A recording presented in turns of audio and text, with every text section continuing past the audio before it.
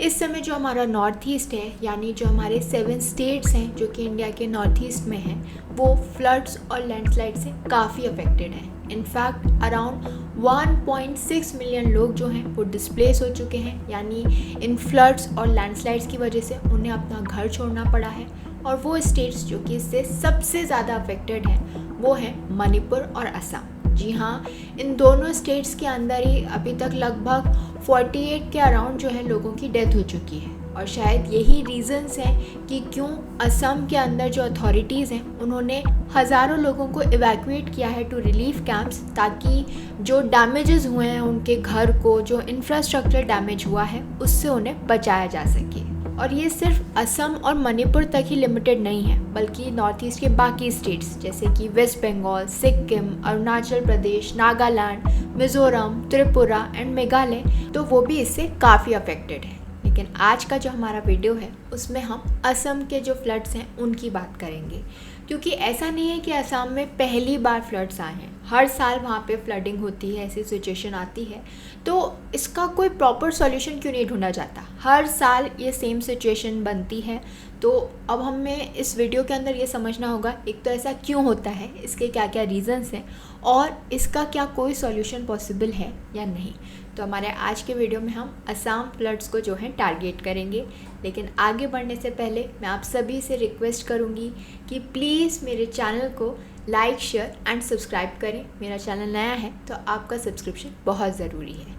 अब अगर हम असम की बात करें, असम फ्लड्स की बात करें, तो असम के अंदर जो लोग रहते हैं उनके लिए ये कोई नई बात नहीं है। हर साल वो इसको झेलते हैं, और आज से या कुछ सालों से नहीं, सेंचुरीज से वो ये चीज़ जो है वो झेल रहे हैं, फेस कर रहे हैं। बट इस बार जो सरप्राइज़ उन्हें मिला है in the sense of timing, intensity and extent, वो जो है उसकी वजह से प्रॉब्लम हो रही है। क्योंकि जो रीसेंट फ्लडिंग देखने को मिली है ऑफ द रिवरराइन आइलैंड मजुली, तो उसको देख के ऐसा लग रहा है कि फ्लडिंग का जो कैरेक्टर है वो चेंज हो गया है इन लास्ट 50 ईयर्स। क्योंकि मजुली के अंदर जो फ्लडिंग है वो सडनली हुई है, और इसका रीज़न हम मान सकते हैं the combined impact of the rising water of the Brahmaputra river and the gushing water from its tributary the Subansiri.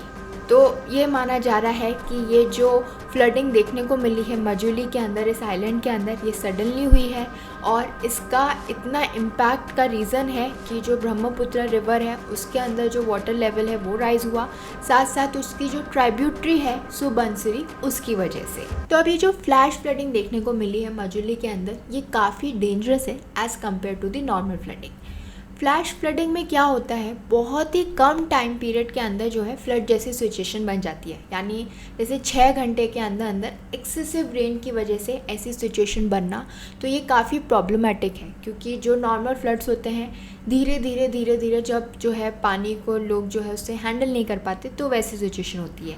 लेकिन फ्लैश फ्लडिंग में सडनली ये सब होता है, तो समझ में नहीं आता क्या करें और इससे ओवरकम कैसे करें। तो सुबनसिरी के अंदर ये जो फ्लैश फ्लडिंग हुई थी, ये क्यों हुई थी? क्योंकि काफ़ी हैवी रेनफॉल हुआ अरुणाचल प्रदेश में, और वहीं से जो रिवर्स फ्लो होती हैं विच फ्लो स्टीपली इनटू असम, तो उस वजह से जो है एकदम से ये फ्लैश फ्लडिंग हुई। और जो हमारी ब्रह्मपुत्र रिवर है उसके अंदर भी जो वाटर लेवल है वो काफ़ी बढ़ गया। इनफैक्ट वो इतना बढ़ गया कि जो वेल बिल्ट और मेंटेन्ड एम्बार्कमेंट्स हैं on the western part of the Majuli, उसको भी जो है उन्होंने पार कर दिया। जो उसका वीकेस्ट पॉइंट है उसको भी जो है ब्रीच कर दिया। अब अगर हम मजुली के पिछले 4-5 साल देखें, तो पिछले 4-5 सालों में मजुली के अंदर ऐसी कोई फ्लडिंग देखने को नहीं मिली। तो वहाँ के लोग उतने प्रिपेयर्ड नहीं थे, क्योंकि ब्रह्मपुत्र के अंदर या फिर उसकी ट्रिब्यूटरीज़ के अंदर पानी का बढ़ना घटना जो है एक नॉर्मल बात है मॉनसून सीज़न के अंदर। तो वहाँ के लोगों को लगा कि ये नॉर्मली चीज़ है, ऐसी जो फ्लैश फ्लडिंग है वो बिल्कुल भी एक्सपेक्ट नहीं कर रहे थे।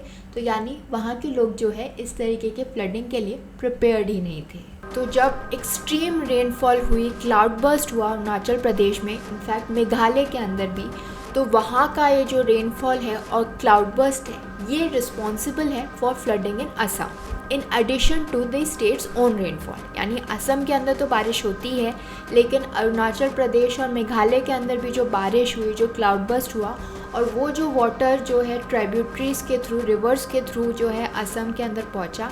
इस वजह से असम की जो हालात हैं वो इतने बिगड़ गए। इनफैक्ट अरुणाचल प्रदेश और मेघालय जो है अलोन रिस्पॉन्सिबल नहीं है, क्योंकि भूटान के जो हिल्स हैं वहाँ पे भी कई बार जब हैवी रेनफॉल होती है तो वो रीज़न होता है for the flooding in the western part of the Assam. तो ये जो मजुली का हमने एग्जाम्पल लिया है, ये सिर्फ एक एग्जाम्पल है of Assam saga of living with floods.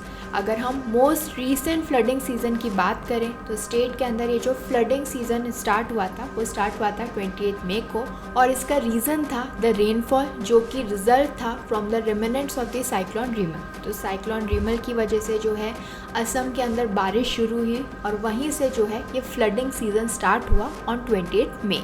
और बहुत ही कम टाइम पीरियड के अंदर, यानी बाय 2 जून, असम के जो 13 डिस्ट्रिक्ट्स थे वो फ्लडेड थे। उसमें जो है फ्लडिंग जैसी सिचुएशन थी, 3 लोगों की डेथ हो चुकी थी, अराउंड 5 लाख लोग जो हैं इससे अफेक्टेड थे, एंड 8144 हेक्टेयर ऑफ क्रॉप जो है वो भी अफेक्टेड थी as per the Assam state disaster management authority. So we can say कि असम के अंदर ये जो रेनफॉल है, जो करंट मानसून सीजन है, उसके अंदर 1 जून से लेके 3 जुलाई तक जो रेनफॉल एक्सपेक्ट की जाती है, जो एवरेज रेनफॉल एक्सपेक्ट की जाती है, उससे 18% रेनफॉल जो हुई है, बारिश जो हुई है वो ज़्यादा हुई है। और इंडिया का जो मेट्रोलॉजिकल डिपार्टमेंट है उसके अकॉर्डिंग ये एक नॉर्मल बात है असम के लिए, क्योंकि हर साल असम के अंदर ऐसे 4 से 5 जो है फ्लड की वेव्स आती हैं, हर साल आती हैं, हर साल ये देखने को मिलती हैं। लेकिन पिछले कुछ सालों में ये जो वेव्स हैं ये काफ़ी अनप्रिडिक्टेबल हो गई हैं और काफ़ी बढ़ गई हैं। ऐसी सिचुएशन 2022 के अंदर भी देखी गई थी। तो वैसे नॉर्मल है, असम में हर साल फ्लड आते हैं, हर साल ऐसी सिचुएशन बनती है, लेकिन अब इनकी जो फ्रीक्वेंसी है वो बढ़ती जा रही है, जिसकी वजह से असम के जो लोग हैं, स्पेशली जो फार्मर्स हैं, उन्हें बहुत प्रॉब्लम होती है। क्योंकि जब अर्ली रेन्स होती हैं, जैसे कि अप्रैल, मई और जून के अंदर जब बारिश होती है तो इसे जल्दी अर्ली रेन्स माना जाता है। तो इसका मतलब ये होता है कि जो फार्मर्स होते हैं they are not able to sow their seeds, तो वो नहीं कर पाते, जो उन्हें सो करने होते हैं, सीड्स को स्टार्ट करना होता है, वो नहीं कर पाते। इसके बाद जब जुलाई एंड अगस्त के अंदर कुछ फार्मर्स जो हैं वो मैनेज करते हैं कि नहीं अब जो है हम अपने सीड सो करेंगे, तो उस टाइम पर वो वेट करते रह जाते हैं रेन वाटर का कि वो जो है उनके फील्ड में आएगा। And once it is time for the harvest, उस टाइम पर जब फ्लड जैसी सिचुएशन वापस आ जाती है तो उनके लिए बहुत ही प्रॉब्लम हो जाती है, क्योंकि उनकी जो फसल है वो ख़राब हो जाती है। लेकिन फिर भी पिछले 50 सालों के अंदर ये देखा गया है कि जो परसिस्टेंस ऑफ फ्लड है असम के अंदर वो कम हुआ है, डिक्रीज़ हुआ है। दो जो शॉर्ट टर्म अग्रेशन है वो बढ़ गया है, यानी कम समय में फ्लड जैसी सिचुएशन हो जाना, वो जो चीज़ है वो बढ़ गई है, बट जो परसिस्टेंस है फ्लड की वो कम हो गई है। तो ठीक है, कुछ इसके अंदर अच्छी बात भी है, क्योंकि 1980s में और 90s में बहुत सारे ऐसे एरियाज़ होते थे जो कि काफ़ी लंबे समय तक जो है फ्लड वाटर के अंदर रहते थे, उन्हें उससे डील करना पड़ता था, यानी काफ़ी लंबे ड्यूरेशन के लिए जो है फ्लड वाटर रहता था, like for weeks, for months. लेकिन अब जो प्रेजेंट सिचुएशन है उसके अंदर जो फ्लडिंग होती है वो काफ़ी तेज़ होती है, काफ़ी क्विक होती है और ज़्यादा डिवास्टेटिंग होती है। तो अगर हम देखें कि पिछले 50 सालों के अंदर मेजर फ्लड्स कब कब आए असम के अंदर, तो जो ASDMA की रिपोर्ट है उसके अकॉर्डिंग 1972, 74, 78, 83, 86, 88, 96, 98, 2000, 2004 एंड 2012। तो इस टाइम पे जो है काफ़ी मेजर फ्लड्स जो है देखने को मिले। लेकिन इसके बाद से जो फ्लड का कैरेक्टर है वो काफ़ी चेंज हो गया, क्योंकि क्विक फ्लैश फ्लड्स जो है देखने को मिलने लगे, जहाँ पर लंबे समय तक फ्लड वाटर नहीं रहता था लेकिन बहुत जल्दी फ्लड जैसी सिचुएशन आ जाती थी, जैसे कि 2018, 20, 21, 22 and now in 24। So we can say कि पहले जब फ्लडिंग होती थी तो उसके अंदर भी कुछ प्रिडिक्टेबिलिटी होती थी कि हाँ ऐसा होगा और हमें ऐसे ऐसे मेजर्स लेते हैं। लेकिन अब वो प्रिडिक्टेबिलिटी भी नहीं है। फ्लड जो है, फ्लड जैसी सिचुएशन बहुत जल्दी हो जाती है, कई बार कुछ आवर्स के अंदर ही हो जाती है और लोगों को समझ में नहीं आ रहा होता कि क्या करें। इनफैक्ट अब कुछ नए एरियाज़ भी जुड़ गए हैं। पहले उन एरियाज़ के अंदर फ्लड जैसी सिचुएशन नहीं होती थी, लेकिन अब वो नए एरियाज़ भी जो हैं जुड़ गए हैं, जैसे कि जो दीमा हसाओ है and the Karbi Anglong districts, उसके अंदर जो है पहले कभी नहीं सुना था कि फ्लड होता है, बट इस बार जो है वो भी फ्लड जैसी सिचुएशन जो है वो एक्सपीरियंस कर रहे हैं। तो we can see and say that जो ये सडननेस ऑफ फ्लड है, जो ये क्विक फ्लैश फ्लड्स हैं, ये काफ़ी प्रॉब्लमेटिक है क्योंकि लोगों को आदत नहीं है, उन्हें एक तरीके से ये पता है कि फ्लड जैसी सिचुएशन बनती है, बट सडनली होगा, इतने कम आवर्स के अंदर हो जाएगा, तो वो इतने प्रिपेयर्ड नहीं रहते कि उन्हें उससे कैसे डील करना है। बट ऑब्वियसली अब हमें इससे डील करना सीखना पड़ेगा क्योंकि जो फ्लडिंग का कैरेक्टर है वो चेंज हो रहा है। तो इस सिचुएशन से बाहर कैसे निकला जाए, कैसे इसे रिजॉल्व किया जाए, तो अब हम इस वीडियो में जो है कुछ सॉल्यूशंस की बात करेंगे कि कैसे जो है हम इसको जो है कम कर सकते हैं। हर साल फ्लडिंग होती है, वो वहाँ पे एक बेसिक है और इसके बहुत सारे रीज़न हैं। सिर्फ असम में बारिश हो रही है यही एक कारण नहीं है, अरुणाचल प्रदेश की बारिश, मेघालय की बारिश, साइक्लोन की वजह से, तो बहुत सारे फैक्टर्स जो हैं वो कंट्रीब्यूट करते हैं।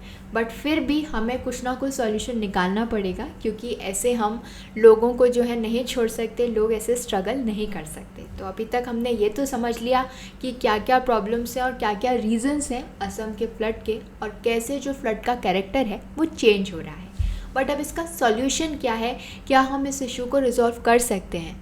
तो पूरी तरीके से नहीं, लेकिन थोड़े बहुत एफर्ट्स किए जा सकते हैं। जैसे कि जो मेजर स्टेप असम की गवर्नमेंट को लेना चाहिए वो ये लेना चाहिए कि वो मजबूत करें embankments along the Brahmaputra and other rivers, क्योंकि ये जो प्रोटेक्टिव स्ट्रक्चर्स जो कि बनाए गए थे इन रिवर्स के पास, वो अब 50 to 60 ईयर ओल्ड हैं। काफ़ी समय पहले बने थे, 1960s और 70s के टाइम पे बने थे, तो अब ये काफ़ी वीक हो गए हैं और हम एक्सपेक्ट नहीं कर सकते कि ये जो है पानी को रोक लेंगे। दूसरी चीज़ जो की जा सकती है वो ये है कि ये जो सिल्ट अक्यूमुलेशन होता है, जो ये कंटिन्यूस सिल्ट अक्यूमुलेशन होता रहता है, उसकी वजह से क्या होता है, रिवर का जो बेड होता है, जो रिवर बेड होता है, वो ऑलरेडी काफ़ी शैलो है। जी हाँ, ब्रह्मपुत्र रिवर का जो रिवर बेड है वो काफ़ी शैलो है, बिल्कुल भी डीप नहीं है। और कंटिन्यूसली जब ये सेडिमेंट जो है इकट्ठा होता है, सिल्ट अक्यूमुलेट होता है, ये सेडिमेंट अक्यूमुलेट होता है, तो उस वजह से क्या होता है, ये जो ब्रह्मपुत्र रिवर है और उसकी जो वाटर होल्डिंग कैपेसिटी है वो अफेक्ट होती है। तो अगर ये जो सिल्ट अक्यूमुलेट हो रहा है इसे हम हटा सकते हैं, ड्रेजिंग कर सकते हैं, तो ये काफ़ी हेल्प करेगा इसमें, क्योंकि फिर क्या होगा, जो ये रिवर है वो ज़्यादा वाटर को होल्ड कर पाएगी। ऐसी फ्लड जैसी सिचुएशन जो बहुत ही जल्दी अराइज हो जाती है उसको हम थोड़ा डिले कर सकते हैं, उसको थोड़ा प्रिवेंट कर सकते हैं। इसके अलावा एफॉरेस्टेशन, यानी ज़्यादा से ज़्यादा जो है प्लांट्स, ट्रीज़ जो हैं हम उगाएं। उसके अलावा रीजुविनेशन ऑफ वेटलैंड्स जो है, ये सारे मेजर्स तो ज़रूरी हैं ताकि फ्लड्स को जो है हम प्रिवेंट कर सकें।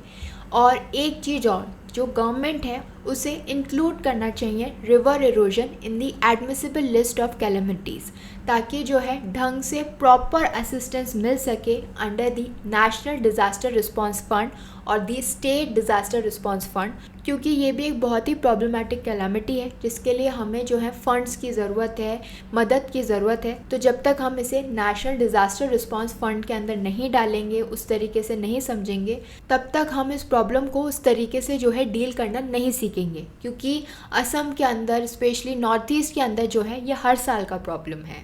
इसके अलावा जो ब्रह्मपुत्र बोर्ड है जो कि 1982 से काम कर रहा है, उसके पास इस समय इनफ मैन पावर नहीं है, तो इसीलिए वहाँ पर ज़रूरत है कि जो वेकेंट पोस्ट हैं उन्हें फिलअप किया जाए ऑन अ प्रायोरिटी बेसिस, और फ्लड प्लानिंग की जाए कि अगर ऐसी सिचुएशन होती है तो क्या किया जाए, इनिशिएटिव्स लिए जाएं to enact the flood plain zoning bill. और ये सिर्फ असम की ही बात नहीं है, बल्कि बहुत सारे और भी स्टेट्स हैं जो कि फ्लड प्रोन स्टेट्स हैं, लेकिन उन्होंने कुछ ज़्यादा एफर्ट्स नहीं लिए हैं to enact the flood plain zoning bill. तो अगर मैं दूसरे स्टेट्स की बात करूं तो वो हैं उत्तर प्रदेश, बिहार, वेस्ट बंगाल, उड़ीसा एक्सेट्रा।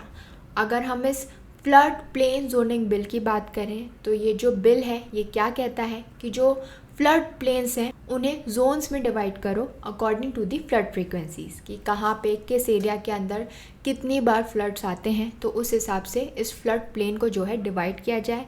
साथ ही साथ इस बिल के अंदर जो है डिफ़ाइन किया गया है कि किस तरीके से जो है कौन से फ्लड प्लेन को कैसे यूज़ किया जा सकता है। अब अगर हम फ्लड प्लेन्स की बात करें कि फ्लड प्लेन्स क्या होता है, तो ये एक लो लाइंग एरिया होता है जो कि बिल्कुल रिवर के पास होता है, रिवर के एडजेसेंट होता है, जो कि कैसे बनता है because of the river sediments. और ये जो एरिया होता है it is subject to flooding. तो इसी चीज़ को ध्यान में रखते हुए ये फ्लड प्लेन जोनिंग बिल जो है इंट्रोड्यूस किया गया था, लेकिन ये अभी तक इनेक्ट नहीं हुआ है। इसके अलावा जो यूनियन मिनिस्ट्री ऑफ जल शक्ति है उसे कंसिडर करना चाहिए for providing financial assistance to the states जो कि विलिंग है, जो कि चाहते हैं कि वो इस फ्लड प्लेन जोनिंग को जो है इम्प्लीमेंट करें। तो इसके लिए जो भी असिस्टेंस रिक्वायर्ड है, जो भी फाइनेंशियल असिस्टेंस रिक्वायर्ड है, उन स्टेट्स को वो दी जाए ताकि ढंग से जो है वो इस पूरी जोनिंग को जो है इम्प्लीमेंट कर पाएँ। इसके अलावा जो रिवर बेसिन ऑर्गेनाइजेशंस हैं उन्हें जो है सेटअप करना चाहिए ताकि वो जो है इमीडिएट हेल्प प्रोवाइड करवा सकें, short term long term solutions provide करवा सकें in addition to the overall development of the river basin. So ये कुछ सॉल्यूशंस हैं जो कि इम्प्लीमेंट किए जा सकते हैं। मैं ये नहीं कहती कि इन सब चीज़ों से जो फ्लडिंग की प्रॉब्लम है वो बिल्कुल ख़त्म हो जाएगी, लेकिन एटलीस्ट जो स्टेट्स हैं वो प्रिपेयर्ड होंगे, उन्होंने कुछ तो तैयारी की होगी कि जब फ्लड्स आते हैं तो हम क्या करें, कैसे एक्ट करें। क्योंकि हर साल फ्लड्स आते हैं, हर साल ऐसी सिचुएशन होती है, लोग डिस्प्लेस हो रहे होते हैं, उनके घर इफेक्ट हो रहे होते हैं, फिर उन्हें रिलीफ कैंप्स के अंदर जो है ट्रांसफ़र किया जाता है। तो हर साल की यही कहानी है। तो ऐसा बैठ के वेट करना कि फ्लडिंग होगी फिर हम क्या करेंगे, इससे अच्छा है हम उस रिगार्ड में कुछ करें, कुछ प्रिवेंटिव मेजर्स लें और उसके लिए तैयार रहें।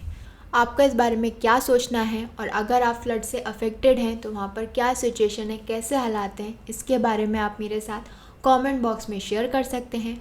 और ऐसी और भी इंटरेस्टिंग एनालिसिस के लिए, इन्फॉर्मेशन के लिए मेरे चैनल को लाइक, शेयर एंड सब्सक्राइब करें। Thank you.